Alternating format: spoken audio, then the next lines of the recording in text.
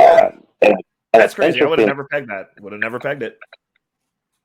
Well, I mean, that's not the part that's interesting. Can you drop the link real quick? Lawrence, are you able to talk?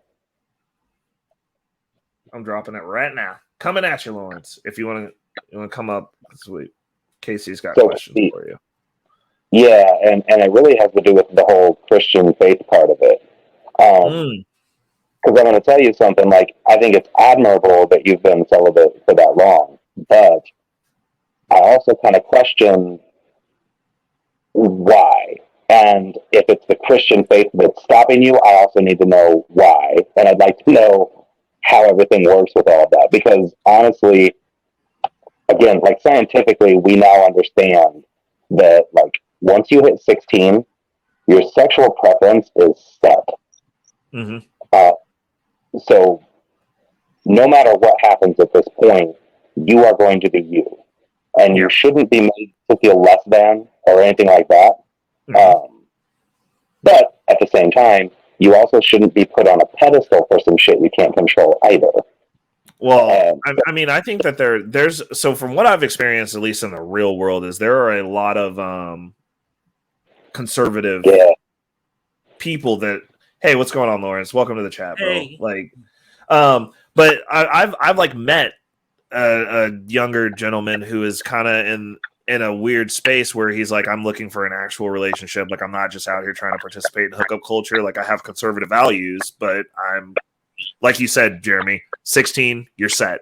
He's set, right? Yeah. And I'm like, like that's really admirable. But he was like, it makes dating like it's next to impossible because like he runs into people and he's like, they're just like trying to get my pants like immediately. And I'm like, no. Right. So, Lawrence, since you're here, explain to me how those two things work with each other and against each other. Well, I was raised Catholic, and my mother found out about me like when I was 24, and she told me about how it's a sin to act on it and everything, and and so I just wanted a relationship without the sex. And with my first boyfriend, he was actually hermaphrodite, but he looked and sounded like a man. We didn't do anything sexually, where we didn't have intercourse or anything like that. And then, of course, he broke up with me because we didn't do it. And I kind of fell away from my faith in 2005. And the next guy I tried to date, I lost my virginity to him. I lost it late. I was 26 at the time. And he didn't want to date me because of another thing. I'm mentally disabled. It's hard to say what it is exactly. But I struggled in school and everything. I'm really good at art, but everything else I struggled with. But yeah, and so nothing happened with that. And then a few other guys, most of them were in LA. I live in Montana. But yeah, so that's a hard spot to be gay. Yeah, that's what I was about to say. Montana's a hard spot to be gay in. Yeah, although most of the people here, they don't really care. I mean, like they suspect that I am, and then I go, yeah, it's true. And they're like, well, you know what? I don't care. And it's like, oh, okay. And but yeah, after the guy I dated in 2007, which was here, and he expected me to have a threesome with his friend, and I wasn't comfortable with that, and that was the last time I dated anyone. And I was like, and then I went to confession, confessed all my sins, and I was like, God, I'm done. And Yeah, I've been single and celibate ever since. Oh, okay. Well, so I'm going to set you free a little bit. So, on the religious talk, you still have a strong religious faith. Um, yeah, I mean, I don't go to church anymore. I stay with my father and help him out, and he never really liked going to church. Mm. I got you. So, but you do believe that Jesus Christ died for your sins so that you could be saved and everything else, right? Yeah, Okay. yeah. So, here's the real cool thing about that. Um, if that is what you believe, then you also have to believe that that sacrifice actually means something. And what I mean by that is it's kind of like, you know how they tell you that you have to accept it in order for it to count? Mm-hmm. That really takes a lot away from the act itself. So, this is not something you're going to hear in a church, but let me ask you a question. If I go into a diner and I lay down 20 grand and I say, anybody who comes after me, no matter what they do or get, I'm paying for it. If you come into that diner after that, no matter what you get, no matter what you think or believe, don't you still reap those benefits? Mm. I think so. Yeah. I think so too. So let me tell you something. Unfortunately, you have this inner struggle, right? Because you think that the way that your life has gone has put you into a life of sin. The thing is, you can be every bit the person you are, enjoy your life the way you are, and understand that if that is what you believe, then that promise is there for you. So just fucking be you, because at this point you don't have a choice. Mm-hmm. Mm-hmm. Yeah. Yeah, and yeah, like I said, the religious aspect was only one of the reasons. The other reason was I just got tired of everything. I mean, a lot of the guys judged me because of my mental disability. I have a hard time understanding certain things, and they got frustrated with that. And then the other reason, I was addicted to Xanax and Ambien for 10 years. I was put on the Xanax because of anxiety, and Mm-hmm. but I did not know how addicting it could be. And slowly but surely they upped my prescription to where I was taking 4 pills a day, Oh, and Jesus. yeah, and it was just horrible. And then my late mother, she got addicted to it too. I mean, the first year I was fine, but the second year it stopped working, and they were putting me on more and more, and it made both of us really emotional. I mean, I was just ultra sensitive, really, really emotional, Mm-hmm.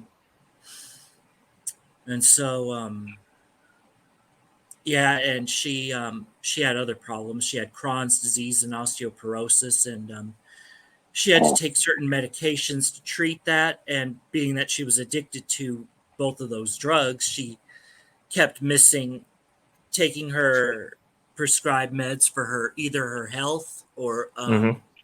she would have to she would have to what did she, oh yeah, or she would take too much. And by 2012 she had to go to the hospital, and she almost died there, but they managed to help her out, and she was in there for 3 months before she got discharged. And when she came back, she was like worse than ever. And she finally went into rehab in April of 2013, and she came back clean, and she was like back to her old self again, really cheerful and kind. And Mm-hmm. but unfortunately, it was a month later she had to go in for a checkup, and there was something wrong. See, she had to have stents put in her in 2012, and the stents were clogged because during she didn't take her stent medicine correctly, and she couldn't make it, and she passed on in the hospital. I'm sorry to hear that, man. Yeah. Definitely sorry. Yeah. And me, I was still addicted to the stuff too. And then in 2016, I tried to get off of it cold turkey, but I couldn't do it. And I looked online and found out doing it like that would actually kill you. And so, Oh yeah, yeah. It's so crazy that like those are the types of things that we prescribe to people. And then it's just like, yeah, if you ever decide you want to stop taking this, like you run the risk of like the toxicity of like your chemical balance changing back can take you out. Like that's crazy. Yeah. It's very unethical. Like, couldn't you like make something else, like literally anything else? Right. So Yeah. I had a question for you in regards to dating, because the gentleman that I know that's here in town was saying that he had like a really hard time because of his value set. Mm-hmm. Because he's very, very intelligent, very able to like have these conversations, kind of a different mindset, but like he's not about the hookup culture. And so like that's where he's running into issues, is like, because it's dudes. Like I know how dudes are. Like if it's just like a bunch of dudes, I mean, like in all honesty, being celibate, like, do you play Xbox, bro? Like, I mean, like, really? Like, if you just think you can take the sex out, it's just hanging out with your homies, man. Like, that doesn't sound too bad. Yeah. I'm like, now that's a movement I could get behind. Just be like, bro, you want to get some Call of Duty in? Like, let's do this. Yeah. Yeah. Well, with my addiction, when I was addicted to that stuff, it took my desire for sex away pretty much. And even though I've been clean since 2018, it never came back. That sucks. But that was just a whole bunch of other desires left too. Like I rarely feel joy, but I rarely feel pain as well. But at least I'm doing better than I was then, because I was just an emotional wreck. And and how I got off of it, that's where the Ambien came in. I took a whole bunch of Ambien while I was tapering off of the Xanax, and then I was off of it completely, but I was still addicted to the Ambien. And then 2018, I joined the mental health center, and the new doctor I had, she told me that it was a miracle that I survived, because when I told her how much Xanax they put me on, she was like, they shouldn't have put you on that much. And and so she put me on this lockbox where people would come over and unlock the box and give me a little bit of Ambien, and they tapered me off of that, and I've been clean ever since. Well, that's good. Congratulations. Like that is a crazy story. Like stuff like that, literally, when people are like, you should go see a therapist, I was like, no fucking way. Like not happening. I was like, the devil I know, I can deal with this crazy. I can ride this one out. Like, right. because I worked in mental health for 6 years, and like this, like coming in and like you're just pacifying people. Like you're not fixing the issue, because you can just give them drugs and they give you money. I'm like, that's not what these people showed up for. They showed up to get some sort of clarity or help with an issue, you know? And turning them into lifelong customers. 100%. Like we think drug dealers are bad, bro. The pharmaceutical industry, they are the real drug dealers. Like they ain't got nothing on any of the stuff that we have out here on the streets, for real. Like that's like, when you hear stories like this, like that type of stuff, like literally breaks my heart. Like when I hear about people's experience with like the pharmaceutical end of mental health, when I hear about people's experience with the foster care system, it just makes me mad. I'm just like, I want all of that just gone then. Like we might be in a better state if this wasn't a thing, because they're not doing it right. Right. And like they're not looking at the fact that like there's a cost to this. Like there is a cost. Like, I mean, Lawrence, like I chat with you all the time. Like every time I see you around, like you always have like, you always say hi, you always have good stuff to say, and I'm like, you know, like even when it's in the chat, like the back and forth, I'm like, you know, like this guy's like really dialed in, like you're a part of our community, right? and Right. and the thought process, the thought that like somebody else's negligence could have taken you from all of us is upsetting to me. Like that's yeah. Yeah, like and it's not right. It's not. It's just not right. Like the way that we're doing so much stuff is just not right, and the collateral damage is literal people. Well, and that's actually another thing too. So, and that was another part that I was going to get at. So, like me personally, I personally don't agree with your lifestyle, but that doesn't mean that I get to demean you, because it's not something that you can change in 5 minutes. It's not something that you can actually ever change. You know what I mean? Right. So for people to treat people like shit because of something that they can't change, I have a huge problem with that. Huge problem. Me personally, I don't care what you do at your house. Like, I think you're a dope person and you're a human and you matter. So like, I was like, cool. Like, as long as you're not hurting yourself or others, like, right. rock out how you rock out, bro. Like, I personally do not. I'm not going to step onto. I mean, shit. If all you want to do is play Xbox, bro, I'll come be gay with you. Shit, man. Like, I don't understand why people are hating, bro. We could get some Call of Duty in. We could have all the snacks. We could have an Xbox threesome. I'm bringing Casey with me. Like, hold on. So here's where I was going with that.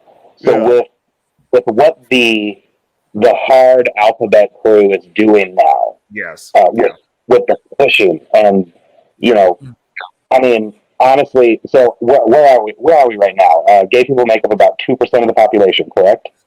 Right. I think something like that. Yeah. Well, the entire alphabet group makes up, like, collectively makes up 2% of the population.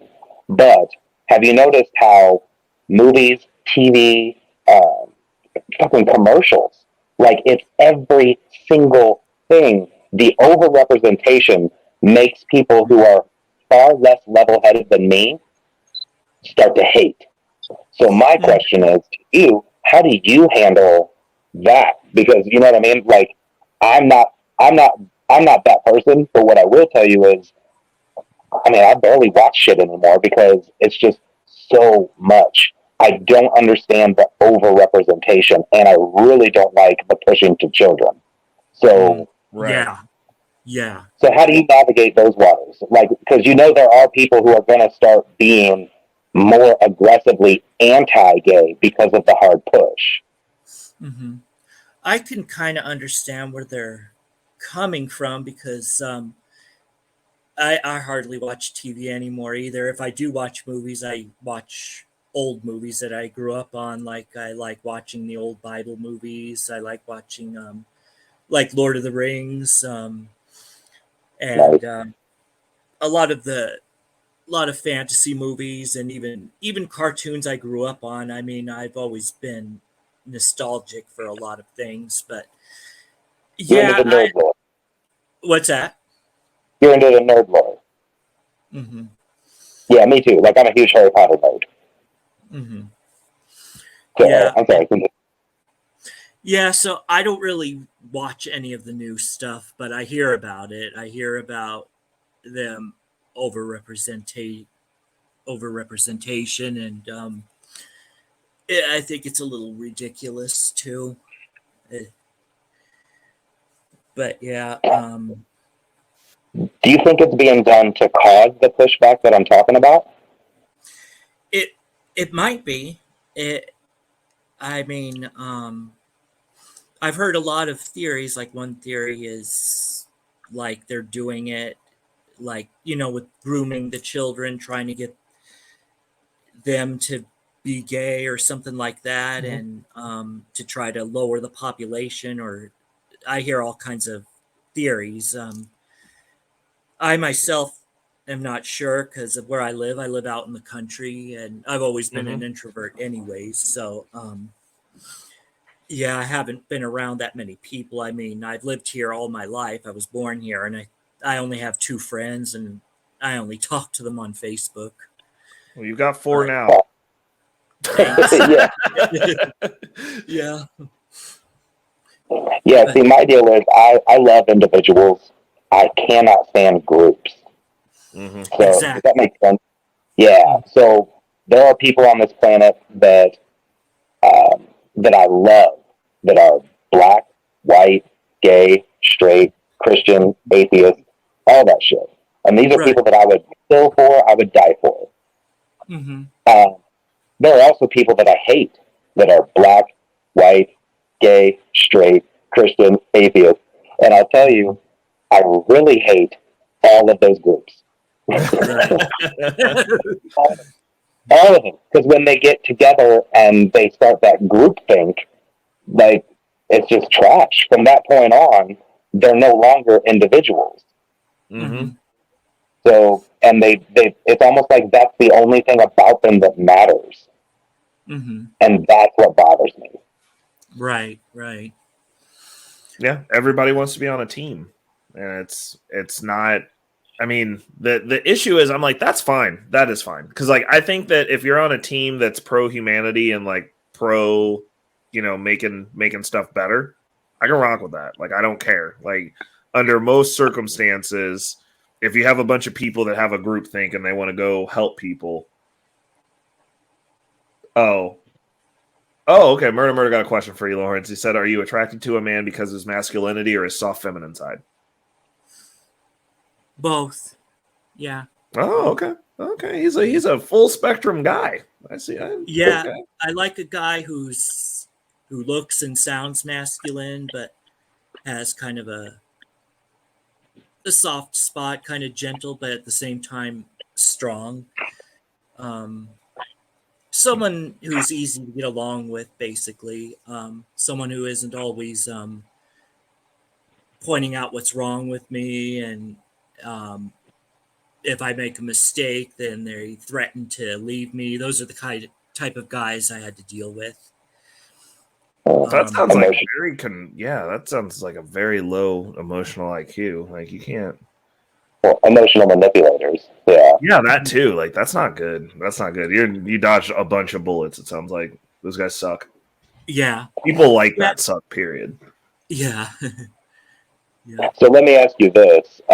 Given the conversation we were having earlier, do you feel like you know what the catalyst was or what the external stimuli was that you experienced that brought you to this in terms of your sexual preference? Uh,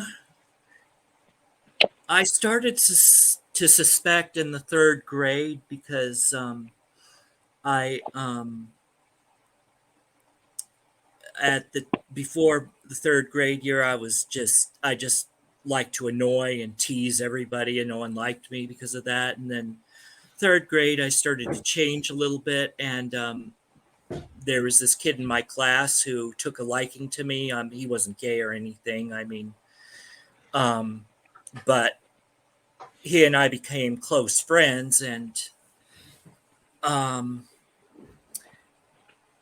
and I remember at the time when he started distancing himself from me, I started feeling hurt and sad. Um, we were both the same age. He was 9 years old. I was nine.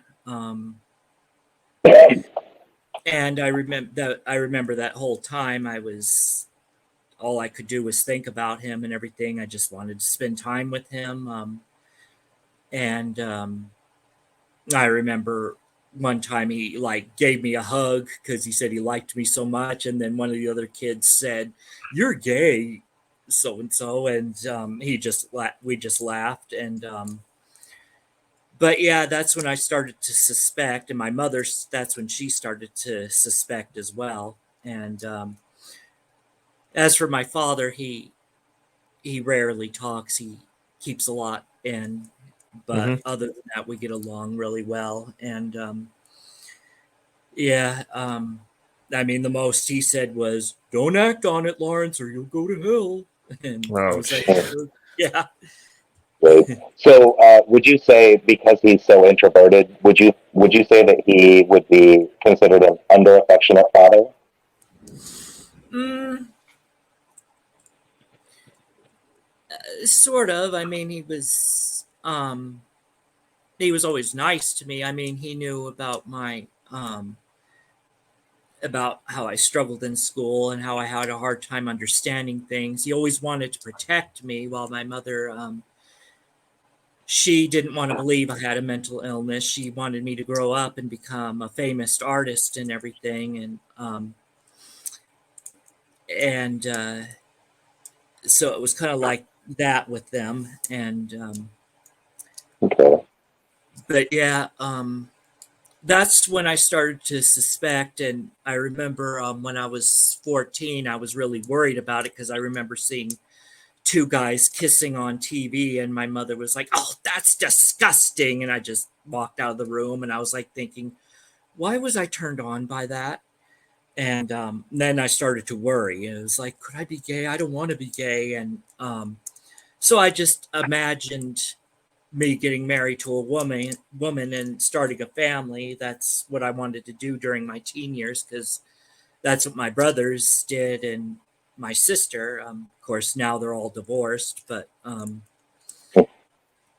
yeah. And so there was like this one girl in my class during my eighth grade year that I kind of liked because she was the only one who was nice to me. But and I went to a dance with her and everything, but again, I was always so shy and scared to really say anything. And then in 1999, um, there was that's when I started talking to guys and everything. And of course, I was doing it kind of secretly. I mean, my mother knew I was talking to them, but she was like in denial. She just thought I was just being friends with them because they were nice to me and everything. She always wanted me to have friends and everything. Mhm. And my But father, he would just I tell was, her, he's fine the way he is. He doesn't need anybody. There was one thing that I wanted to broach on. And this is like coming from somebody who had like a similar experience. Like when I was in school, they wanted to put me on Ritalin and ADHD meds. Mhm.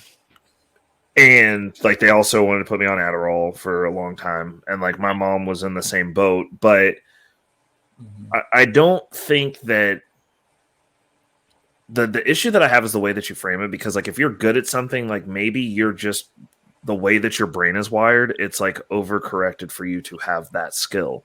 And in order for you to be really good at the one thing, there's normally a cost for that. If you especially if you're Mhm. very talented. So like Yeah, when I was going through school, like they wanted to put me on drugs because like I acted out all the time, and they didn't think I could me read well. too.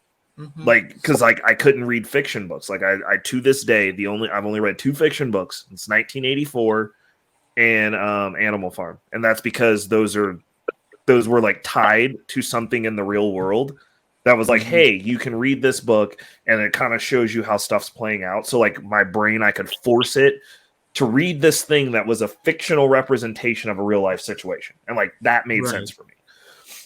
Hmm. But when I was in school, like my mom just like literally from second grade to sophomore year, she was just on my neck, like about grades. She was like, you have to at least get a C. Like you have to pass Hmm. these classes. Figure it out. You're not gonna be on drugs. She was like, I don't Hmm. want you to be, and like so as an adult, I tried Adderall, and I actually need it. And so like everybody else was like hyper, and I felt like I was trapped in my body, and I wanted to off everyone that was around me. And I told my mom about it, and she was like, that's the reason I didn't allow them Hmm. to put you on these drugs, because it would have made you a version of yourself that wasn't you. And so I have a lot of skills. Like it was just specifically fiction books. That was the Hmm. issue, but they were just like, well, you're dumb. Like you like they almost like my mom, the whole reason she wanted me to have those C's was because she was like, you're not going to be in a remedial class. Like you need to be in at least a regular class. Right. But I never believed anything anyone told me because I'm very hard headed also. So like I was just like, okay, like I just think these books are stupid. Like I don't know that like, and then like as an adult, I realized I was like, oh, if it's not a fiction book, I can read it. Or if it's fiction, it has to have pictures. So like I was really into comics. That was kind of my escape as a kid. Mm-hmm. And I would not believe people that say that you're deficient, especially considering that you have a skill. Mm-hmm. You have your brain is just overcorrected for the thing that you're supposed to be doing. Focus on that. Yeah. Like I mean, like, and I'll tell you, I've worked in some very high level jobs. Like I've worked in the behavior analysis field for 6 years, like with dealing with children with autism. And the lady who I worked for, what's going on, Black Thoughts? How are you doing? The lady who I worked for, literally, and when I say literally, I mean she couldn't perform normal people functions. Like she couldn't set up bill pay, couldn't figure out like when she was supposed to pay the cable bill. But you know what she was really good at? Treating children with autism. Like she had a success record that was out of this world, but her brain, she overcorrected to such a level that like other stuff just dropped off and she didn't get it. Because like she dialed very far into this one thing and she was like, I'm gonna fix these kids with autism. I'm gonna help them have normal lives. And she put every mental resource she had to the point to where it was like, she was like, yeah, will you like set up my bill pay? And I'm like, how do you not know how to do that? And she was like, I don't get it. She's like, I don't have time. I don't get it. Like, can you just do it? And I'm like, yeah, cool, fine. But so like, it's not just you. It's most people at a high level of anything are ridiculous. Like there's a cost. Like, I'm going to start probably posting some videos about some of the biohacking stuff that I do because there's a cost. Like I forget all sorts of shit, but like in my field, I am very good at that. But like my way to not lose everything and fall down that rabbit hole is like, I make sure to take supplements. I'm focused on feeding my brain at all times. And I have to be able to switch. Like I can't, because like I'm notoriously not good at switching gears. So, but anytime you develop a skill and you develop an ability to do something like that is special, but like special people, we only have so many resources that we have access to and it taxes us. So I prefer you not to refer to yourself like that because you have a skill. I would lean into that. Like, I want to see you uploading some pictures of your fucking art, and I want you working on that because, like, you should be a great artist. Like, if you're not going to be good at anything else, do your one thing. Like, that's what you were made for. Your purpose built. Like, you know? Yeah, I actually do have my artwork uploaded on my community tab page on YouTube. I have some of my artwork there. I also make video games too, RPG games. So you have all sorts of skills, dude. Like, get the fuck out of here, bro. Don't say that you're defective. You are not defective. You're doing what you're supposed to do. Like, and keep focusing on those things. Like, I don't want you to continue speaking about yourself like that. Like, as your friend, I'm going to request that you change that vernacular. You're just good at what you're good at. And you're focused on that, and that needs to be your priority. Like, and if anyone who wants you to do some other shit, like, I'm looking at your stuff right now. Like, dude, yeah, you made an RPG. Like, you made this game. Yeah, I'm still working on it, dude. Yeah, just screw everyone else. Like, what are you talking? I couldn't do this. Like, what, dude? This castle with the cats. Dude, you got to let us know when you're done. Oh, dude, you made one with the turtles? They're like Ninja Turtles. That's freaking cool. Yeah, fuck everybody. And the one with the wolves, the purple one with the wolves, love that. Yeah, dude. Like, dragons. Or no, those are seahorses. And I like that too. I like those colors. Oh, dude. Yeah, fuck people. Focus on your shit. Like, the issue is people want other people to conform to their version of reality. And you are living your life. You have a skill. You are talented.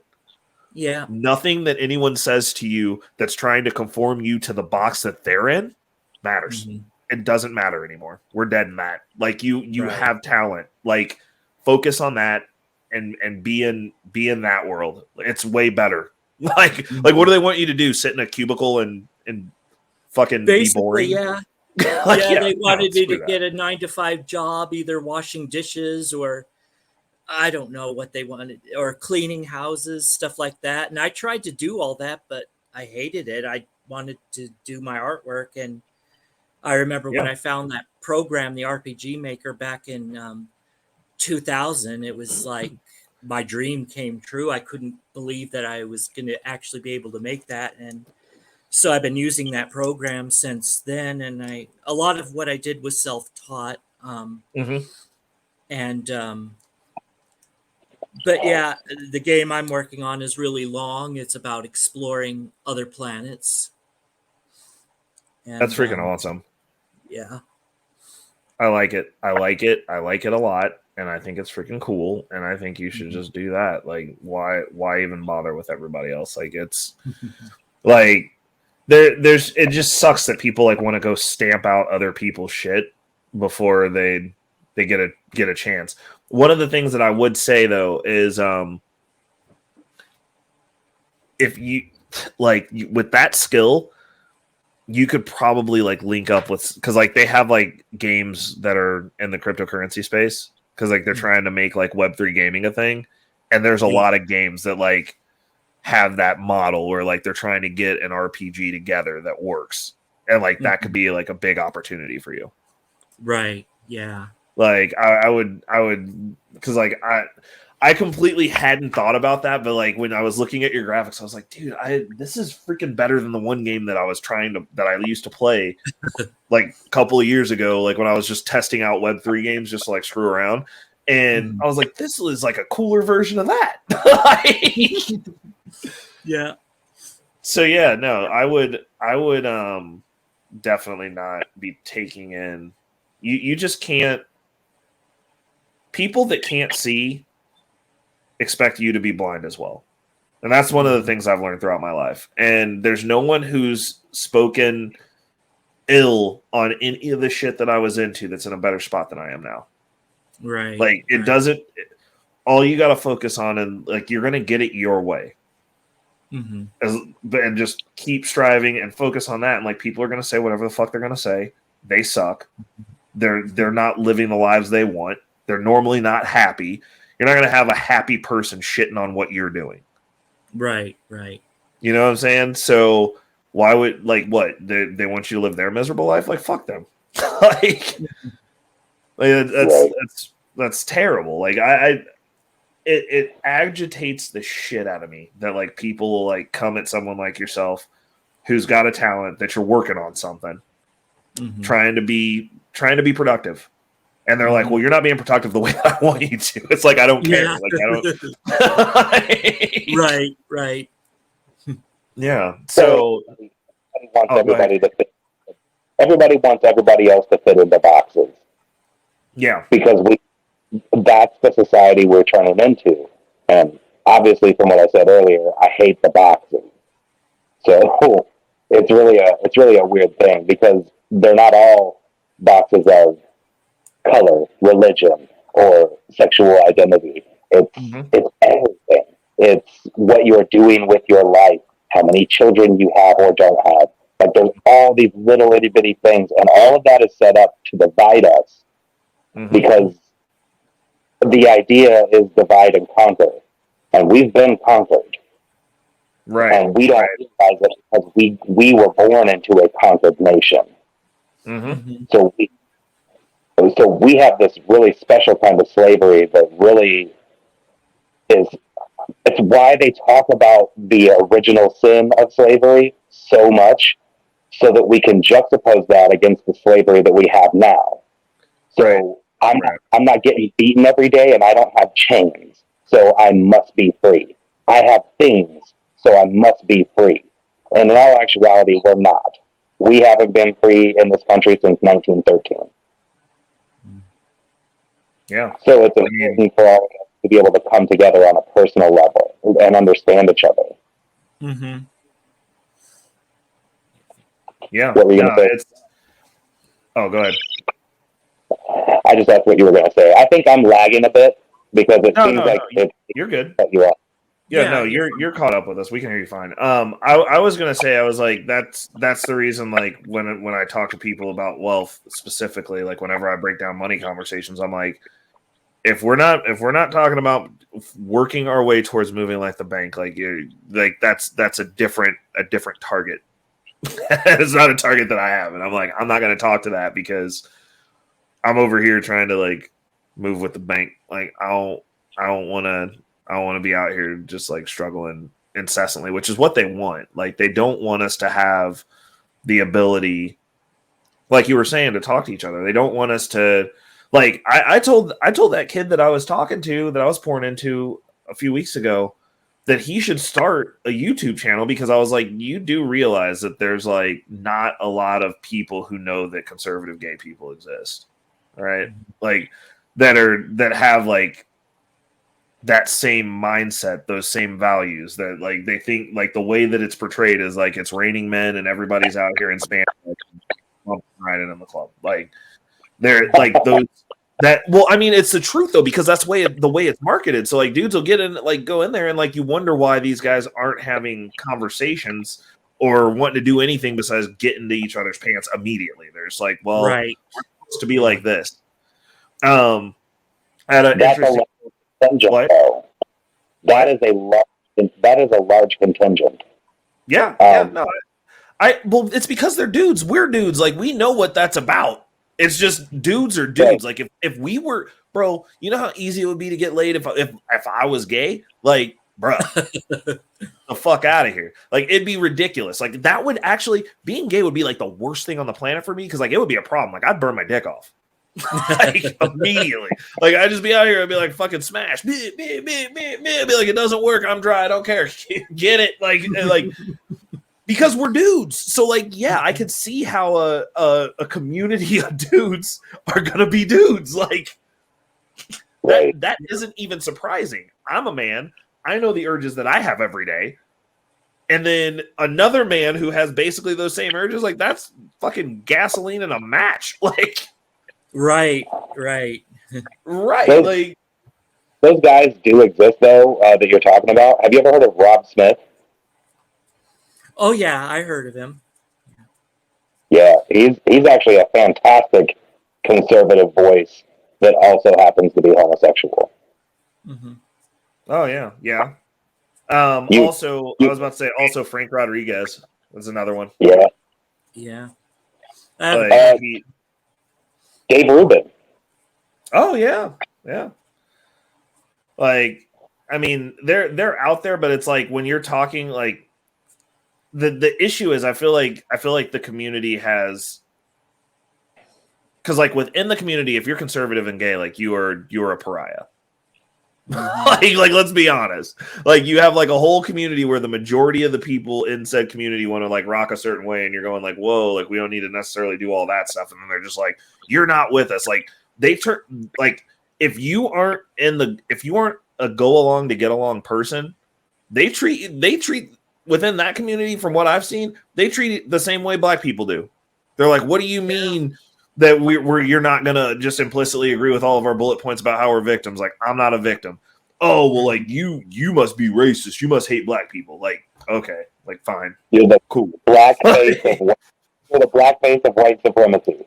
Facts. Yeah. And that like it's so, but the reality of the situation is like the more you talk and the more consistently you talk and the more you show them that like you're not afraid of being them shaming, the more people will come around and be like, oh, well, you know what? Like maybe this is kind of crazy because someone said that this, they'll actually think maybe. They'll be like, oh, I heard somebody who's within my community say that this is kind of nuts.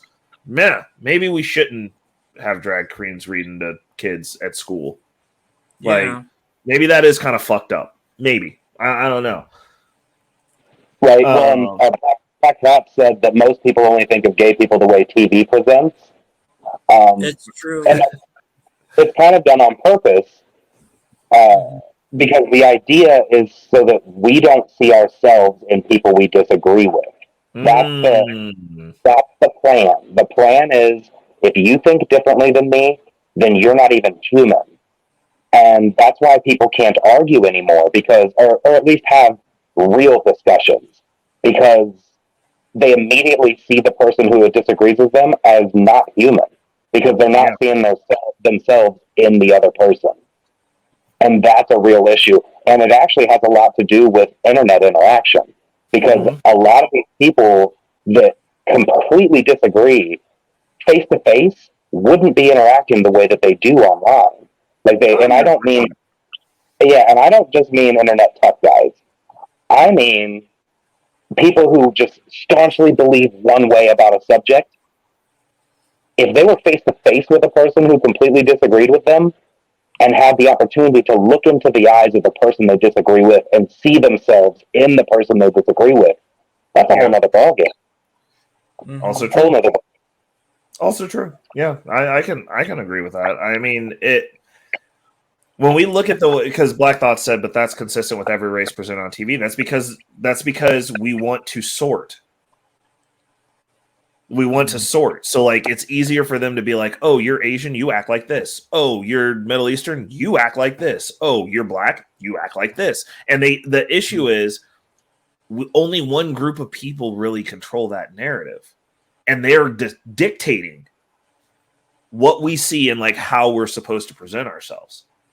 Right. Like it's literally it's social engineering at its finest. And it's like me personally, like I do watch TV, but like I can watch TV and like point out and be like, cool, like we don't do that in this house. Like, and like I've had those conversations. Like when me and my chick are out, like if a chick's acting out of pocket with her man, I'm like, we don't do that in my house, right? And she's like, yeah, I know. I'm like, okay, cool. And like we'll have a conversation about it. Be like, this is why we don't do that. Like, because this, and this could happen. Like, I don't want to rock like this. Like, I don't want that style of relationship.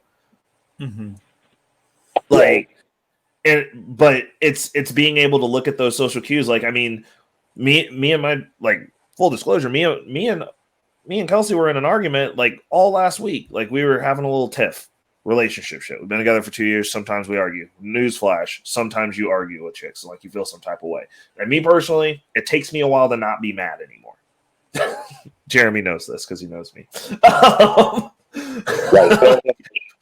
Like there's people who can't be in the fruit aisle with me at Hy-Vee, or like we gonna be making fruit cocktails and salads, bro.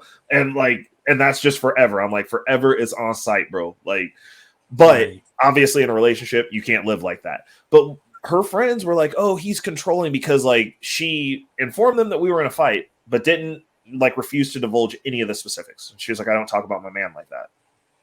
Oh, he's controlling you. Like, no, she's like, I just respect him enough to not talk about him like that. Like, we'll get through it. Like that level of like, hey, I'm on board with this. Like, and I understand that like when these dudes are out here talking about like these chicks in the streets, I'm like, when I tell you I don't see those chicks, I literally don't. Like, I really like, when I see them at Quick Trip because I can see their infinity wigs in the car that I'm not gonna talk about because it's a beater.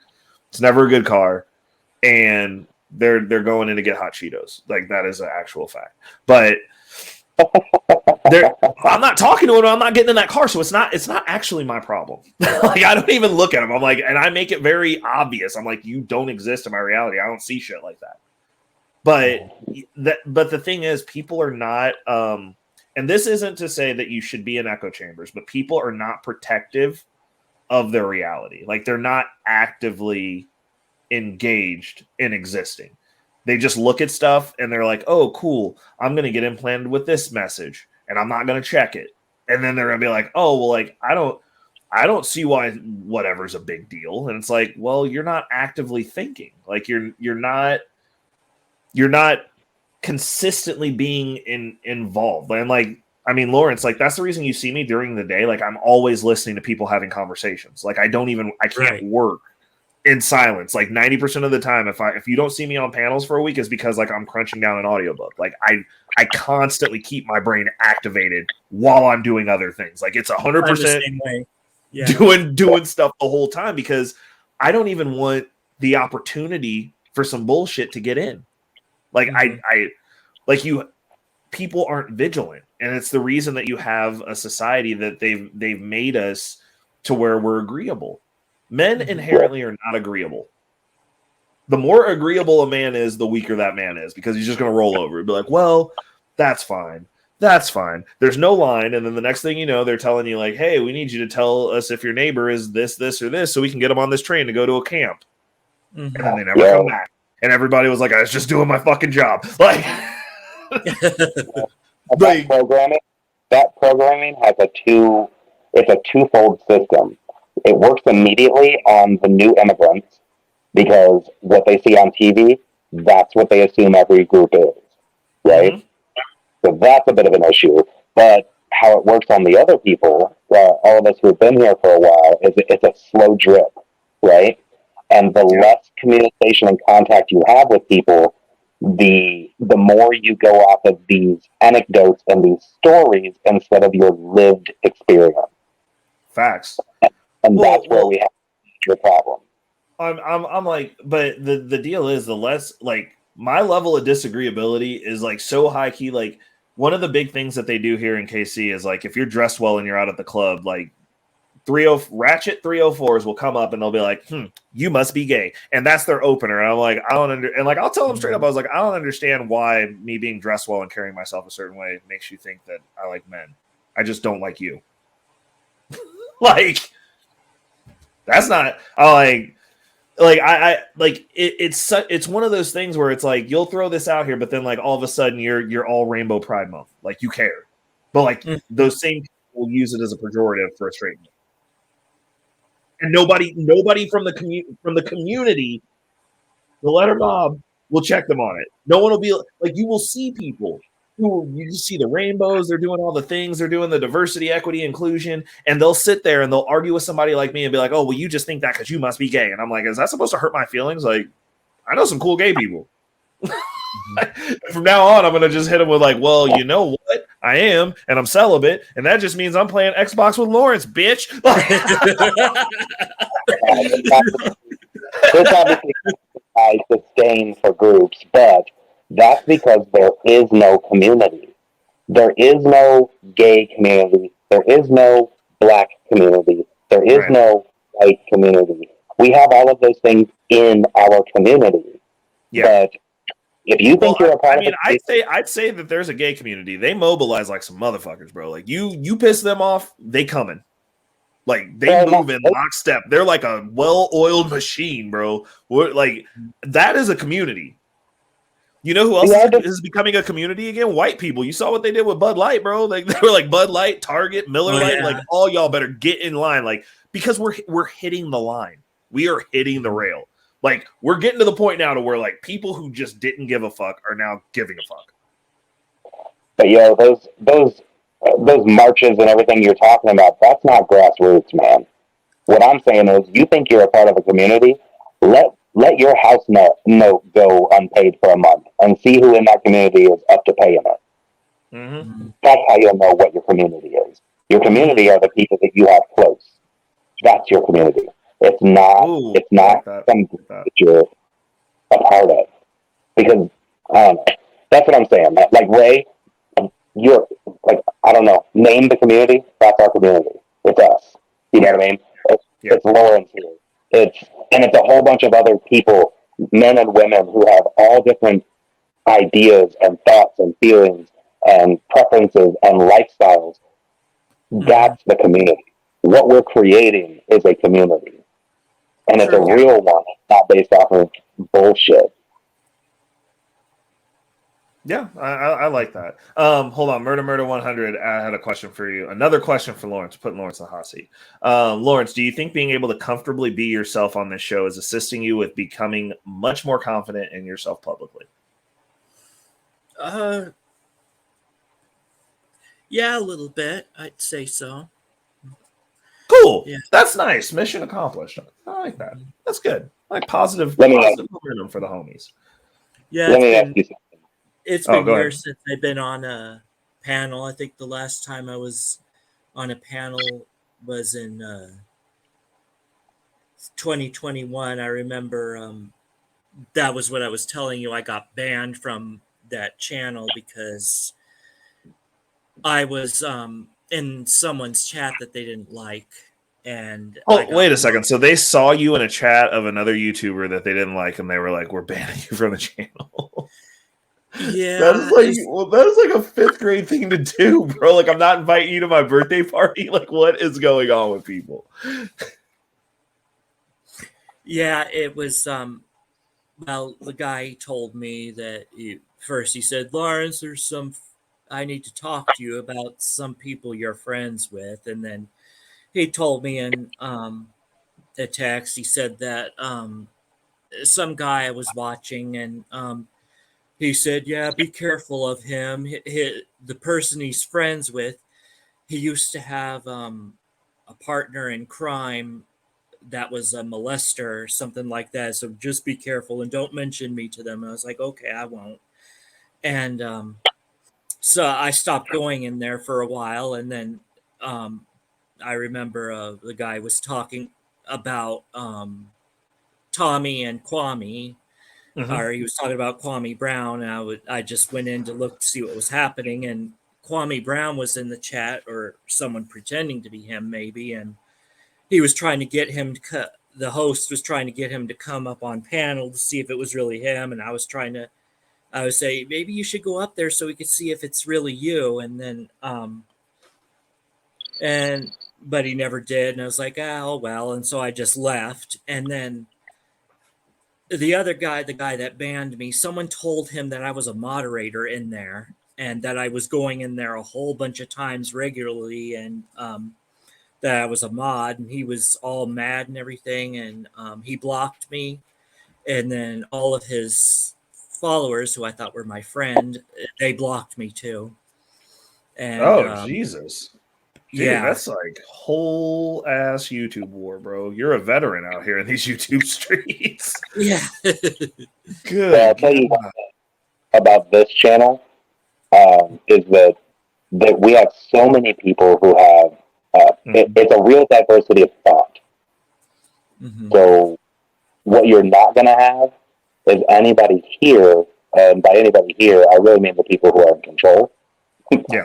You're not, Yeah. you're not going to have us. You're not going to have us being like, we don't like so and so, so you can't associate. Dude, we are friends with people who are definitely not friendly with each other. Facts. hmm Big facts. So you don't have that worry here, man. So as long as Thursdays are happening, you're more than welcome. right. But what I was gonna say earlier is, so my niece was very awkward growing up, super Mm-hmm. awkward, and she makes the most amazing anime. Like she's Oh, legit with the anime, yeah. That's Um, awesome. Love anime. but because of her awkwardness, she really didn't have any friends. And when she did actually get a friend, this girl and her were super, super, super close. And being the only friend in her life, um, when she started getting more than friend feelings, because this is really the only like love that she had ever felt for somebody that she wasn't related to. Mm. So for her, that's what ended up like spawning her feelings that she was a lesbian, because she only had those kinds of feelings for somebody who she was super, super close to, and that somebody happened to be a female. hmm So, uh, does any of that sound familiar to you? a little bit. A little. Yeah, I mean, back in the third grade, that was the kid in my class. I mean, he was. I wouldn't say he was the first person who was nice to me, but he made an effort, a huge effort, to make me his friend and a part of his life and everything like that. I mean, he didn't want me to be lonely and everything like that. And I remember thinking, oh, no one my age has ever looked out for me before, and it Mm-hmm. gave me like a warm feeling. And so yeah, we were really close, and I just liked spending time with him. And yeah, it's kind of similar to that. And but yeah, Well, the reason I ask is because she now has realized she had a guy friend, and it was a very natural friendship because there was basically no sexual tension, right? Right. The more friendly they became, the more emotionally attached she became to him, Mm-hmm. and so she started to end up having feelings for him. And I kind of talked with her about it. It turns out that there's a word for somebody like her, and I was wondering if you felt like it might describe you. So for her, she's a demisexual, and a demisexual. She loves demons. No. I was just messing with you, dude. I'm sorry. Oh, I thought you. No, demisexual is basically it's somebody who only gets sexual attraction with someone who they feel a very deep, strong emotional connection to. So my question to you is, do you feel like it's possible that you could get that same kind of a connection with a female? Or at this point, do you feel like you're deeply entrenched and the thought of dick sounds great? I would probably think it was the second. I mean, I've had a lot of female friends that I was close to, but I saw them as my sister. I mean, I remember there was one who wanted to date me, and I was like, I don't like you that way, and kind of like that, and I kind of got nervous around it, and I think that's how I kind of knew that I was gay, because when a man did it, I was like turned on, but like if a woman did it, I was turned off, kind of like that. I mean, like before Jacade, that's the name of the kid in third grade. There was some girl that was flirting with me. She didn't go to my school or anything, but she was at my brother's house, and she was a friend of my niece's. My nieces, they're only like 7 or 8 years younger than me. I pretty much grew up with them. But she was my age. She was friends with them, but she was close to my age, and she was like flirting with me and calling me cute. And I was like, I don't like the way this feels. And then, of course, being a kid, I was like, I would rather have her hate me than like me. And then me and my nieces kept teasing her, but You said you think I'm cute. Get up out of here. Yeah, that's pretty much. I feel like it's time for you to go. Yeah. I feel like she's not invited to the birthday party. Don't bring her back over. Uh-oh. I have a question. Does it have to be some sort of sexual to be friendly with someone that is attracted to the same sex? Nope. No, Black Thoughts. We gonna have an Xbox threesome, bro. we doing that new thing. It's called gay celibacy. It's just hanging out with your buddies. It's great.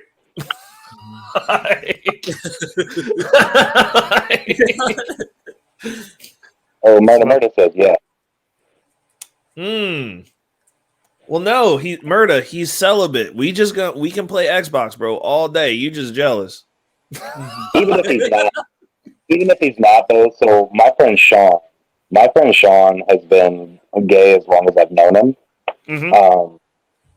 And he's not celibate, and he's still somebody I would consider one of my closest friends. Mm-hmm. So he's just into some different shit than I'm into. Yeah, right. Like I have friends that are into redheads, and I'm not personally into redheads. You know what I mean? You can bro you want, dude. I don't like clowns. You don't like what? I don't like clowns. Bro, I'm about to stitch you in with Fresh and Fit, bro. That's outrageous. The idea of red pubic hair is gross. You gotta be like, are you about to seriously say you ain't down with the clown? but yeah, no. So for me, that just is what it is. I look at it that way because again, it's not like we're 15. You know what I mean? Like we're adults now. Like this ain't changing. So that's just you. So well, I mean, I like you. give a shit about anything else. Right. But I mean, like, literally, like, I've been out at bars and got hit on by dudes, and I'm just like, I'm not gay. Like, and it's just like, cool, like, we can have a conversation, like, that's fine, but like, there's not, like, I'm trying to pick up chicks. Do you want to help me pick up chicks? like, you know, like, I was just like, I know you got access, bro. Like, hook it up. Like, I'm not even being weird about this. Like, I know you hide some tins around here somewhere. Introduce me to your friends. Like, I don't think it has to be that big of a deal. Like, if I was to, like, go and approach a woman and she was like, I like chicks, I'd be like, okay. Mm-hmm. Granted, I did have a whole year where all I did was bang lesbians to prove a point. Another story for another time. But I'm just saying, like, but I mean, generally speaking, if somebody's like, I'm not interested in you, you're like, okay, cool, like, keep it moving. Like, it seems like they're like, people are so afraid of rejection, or like so feel some type of way, like, oh no, somebody from the other box talked to me, I don't want to be in that box. And it's just like, dude, like, just be a fucking human. Like, they just be like, no, I'm not into that. That's cool if you want to rock out like that. I don't.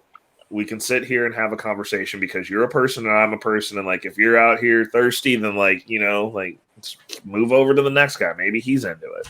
Like, yeah, there was one girl here in my town. This was many years ago. She insisted that she could change me, and I remember she.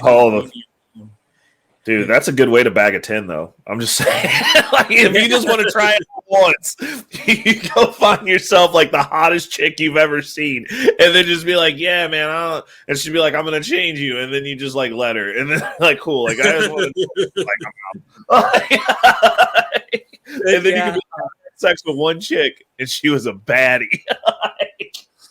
Well, this girl, she was hideous looking, so no. Oh no, that's even worse. Yeah. She was like, I'm gonna change you. Like, you're gonna make me change my pants after I throw up in my lap, ma'am. Like, yeah. And she was also a single mother. She had a whole bunch of kids from different guys, and no. Yeah. And that's the American nightmare. Like, yeah. She loves the streets. Oh. And then, well, my question is, do you guys? Okay, so this is a Rayism, and this is the way that my brain works. But like, if I'm out and I see a bachelorette party, and the bachelorette is ugly, I immediately try to figure out who's offering up half their shit to marry her. Like, I was like, bro, who signed up for this? Where's he at? Like, I need answers. Like, I need to know what's going on. And so, like, when you were saying she had like a bunch of kids, I'm like, there's some nasty dudes where you live. Like, right. It's terrible. Just be like, what are you doing? Be like, freaking Viper group down there, man. I couldn't get out in time. Like, it's true. Almost all the people in my town are meth heads. So. Oh, okay. That makes sense. Well, yeah. You know, meth's a hell of a drug. Fortunately, I don't live in there. Oh, yeah.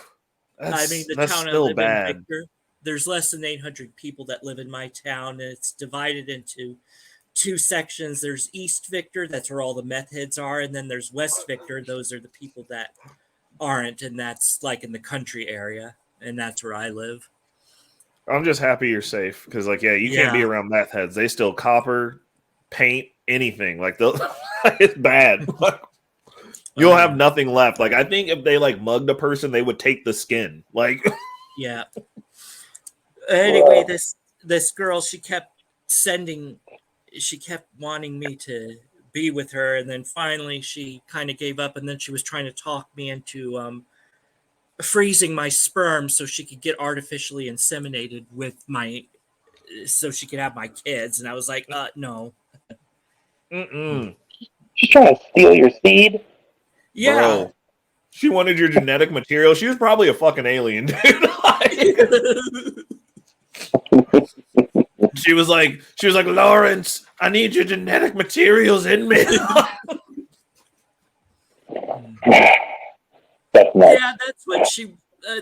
I wouldn't. Okay. So hypothetically, Lawrence, if she buzzed her hair off and grew some chesticles, bro, like, Lawrence, like, fucking give it to me. My name's Carl.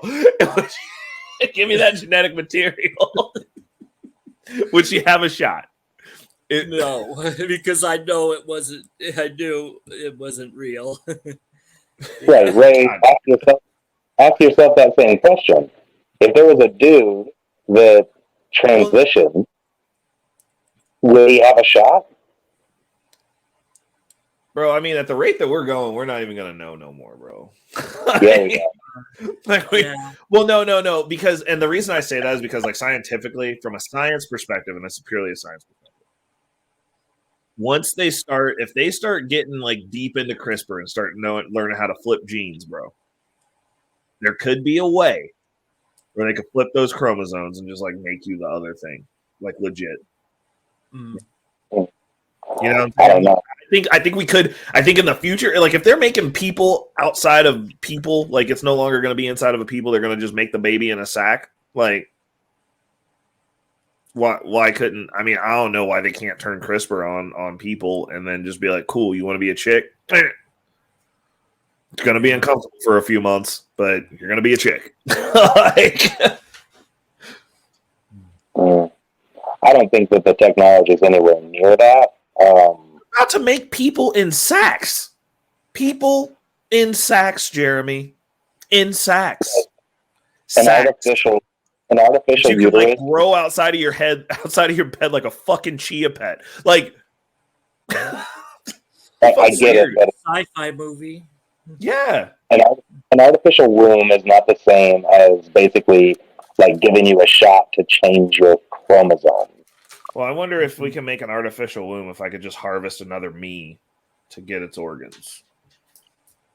Wow. What, dude? It's me. That's just me. Like, it's not illegal if it's you, because like you're just borrowing from yourself, right? Yes. Mm-hmm. I don't know. I mean, there still has to be an egg. Where'd the egg come from?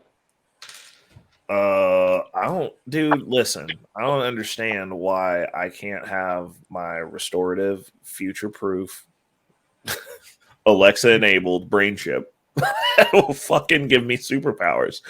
You're really harsh on my mellow right now. It's getting late. I've started eating Skittles. Like, I just want to live in a world where I can be a murder fuck killbot and I can just go about my business. All right. Ridiculous. Dude, I'm not ridiculous. That's a legitimate ask. Okay, hold on. Let me pull this up. Like, get rid of fucking Myron's goofy ass. Nobody likes the man. Okay. Okay. Oh yeah. Okay. So this is the future that I'm aiming for right here, bro. Like, you remember this? Let's see if you remember this. Oh, that's not a good picture. Ooh, that's a good. Ooh, yeah, there we go. Okay. Do you remember this comic book series? Fucking Wildcats? Wildcats? You sound muffled as shit. I said Wildcats. Am I still muffled? No. I was just leaning forward. It was out of the trajectory of the mic because I don't want you guys to pick up the keyboard, so I have it angled. My bad. But yeah, fucking Wildcats, dude. Future Mutants? That's what I'm trying to get, bro. And I feel like you're distinctly in the way of this. like I'll take any of them. I'll be the big fucking Turbo Barney. I don't give a fuck. Like, I just want a superpower and I want to fight battles with things and peoples. I don't care how we make it work. Yeah, dude. Freaking the whole Wildcats universe was dope. Such a good comic book series. Ray, did you ever read graphic novels? Yeah. Okay. So for you just need the pictures because there's a lot of fiction that has pictures. Oh yeah, 100%. Like I have to have pictures. Like if there's not a picture there, like if it's not a comic book, I can't fuck with it. You know, there's a lot to glean off of fictional stories. Oh, dude, oh shit, Wildcats got rebooted. Your boy's about to go buy some comic books. Settle down. Oh,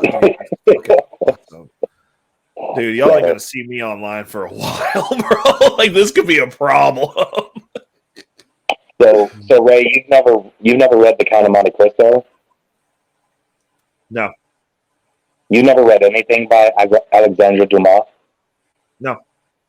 Dude, he has amazing books.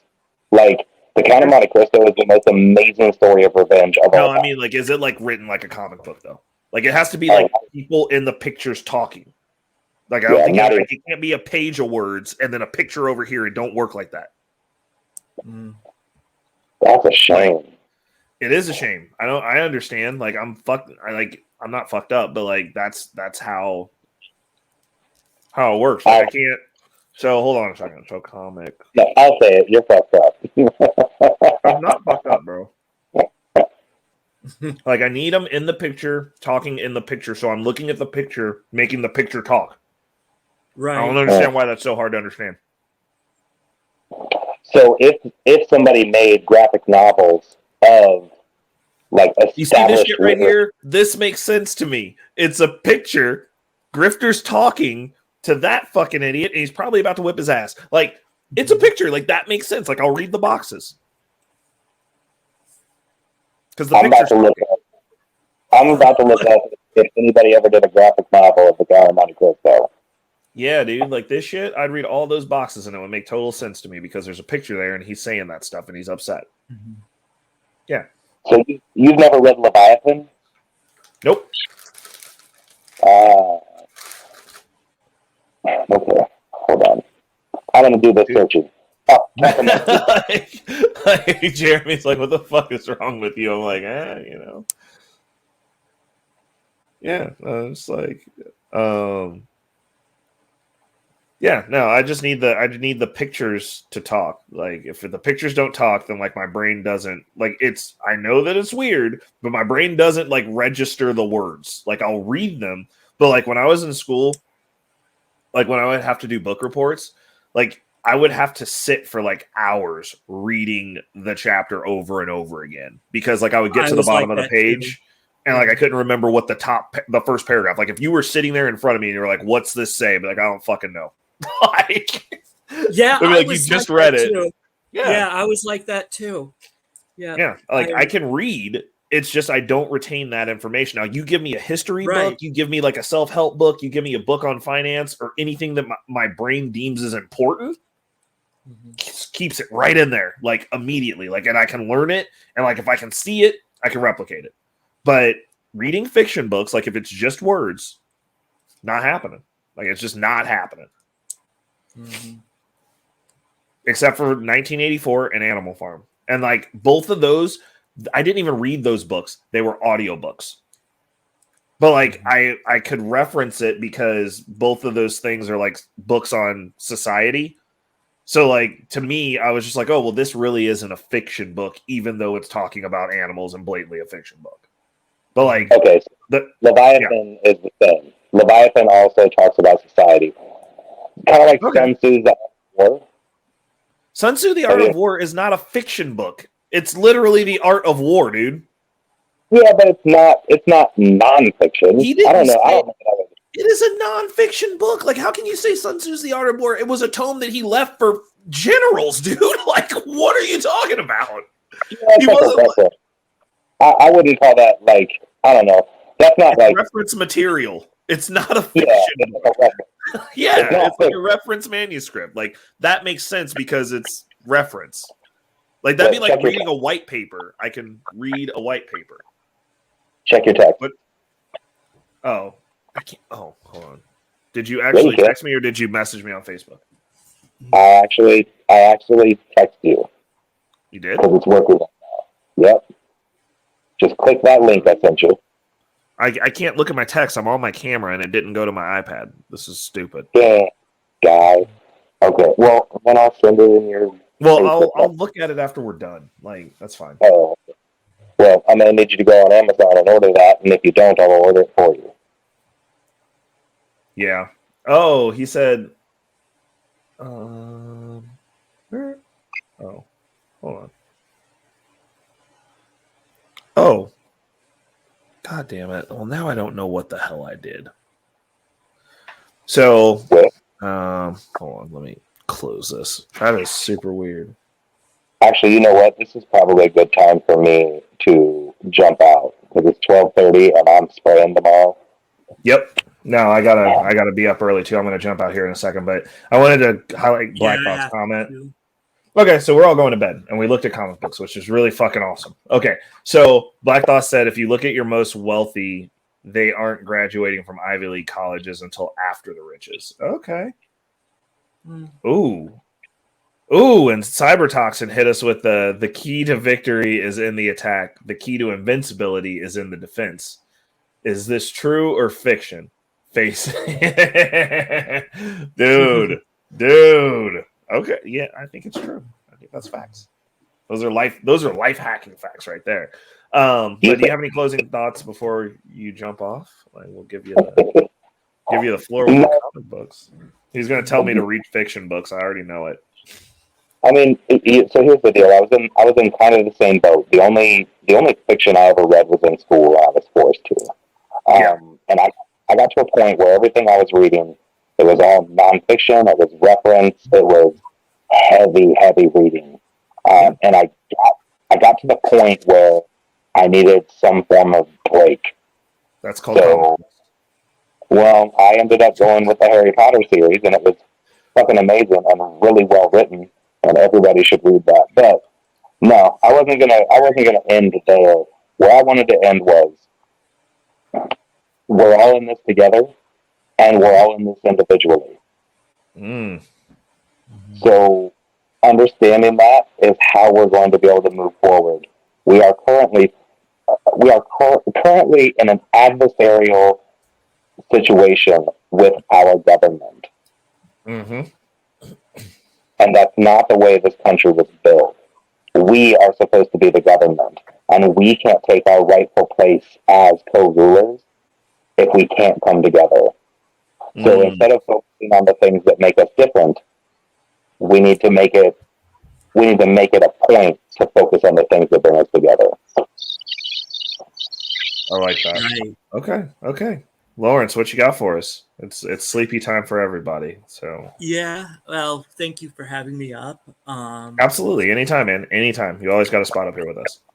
Yeah, and I'll be posting more screenshots of the game I'm working on, and yes. But yeah, shout out to both of you, and I want to give a shout out to Tom and his family, and oh, and shout out to the Alpha King.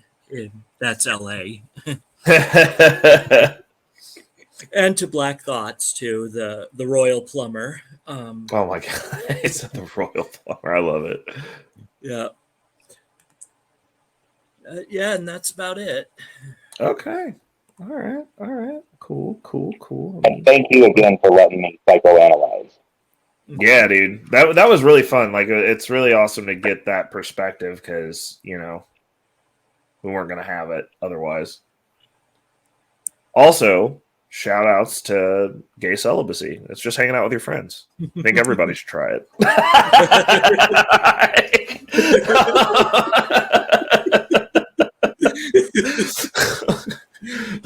Like, what's the worst thing that can happen? You lose some Call of Duty matches. It's not gonna be the end of the world. There's zero risk activity. No, but I think that it's important that people are able to speak to one another. It's important that people are able to agree respectfully or disagree respectfully, I should say. It's important that we're able to come through with different perspectives and laugh together. It's important that we're able to show that people who have different backgrounds, different perspectives, different thought processes can actually have a conversation without it being the enemy. It's important that we're able to build together. The most important thing for me as far as solutions for fixing the shit show that we found ourselves in is getting to that point to where people start talking and we start figuring out some solutions to some of these issues.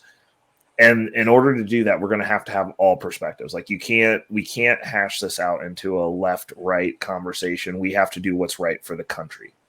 We all live here. We all have to coexist. We all are riding or dying on this ship. If this doesn't work out, we're all here. It's not going to work out for us specifically. And to that note, get out there, and, you know, have some conversations with some people you don't necessarily agree with respectfully. And remember, at the end of the day, these are people. You're a person. People have an intrinsic value within the community. Like, we're all productive. We're all trying to get through our days. We're all trying to get from point A to point B the best way that we know how. Right. And there needs to be a air of grace. And the other thing that I would urge the people out in these YouTube streets that want to just get on panels and get their point across and get their I gotchas is understand that you can being perceived as right but being dead ass wrong is actually a detriment to your personal growth. Right. You're not going to become a better person that way. You're not sharpening your sword. You're actually dulling it and then ignorantly running into battle. And eventually, a lot of this stuff, when it comes to policy, and the reason I say that like policy is the line, is because that is the point at which there is no return. It's going to affect you. It is the proverbial person coming into your house to tell you how you're going to live in their society. And it's not their society. It's not my society. It's not Casey's society. It's not Lawrence's society. It is our society. Mm-hmm. And we need to start treating it as such. Too many people are out here acting like they're just disaffected because they've been henpecked into complacency. This is your society. The things that our government is doing with money is your money. You're paying for that. The government doesn't make a profit.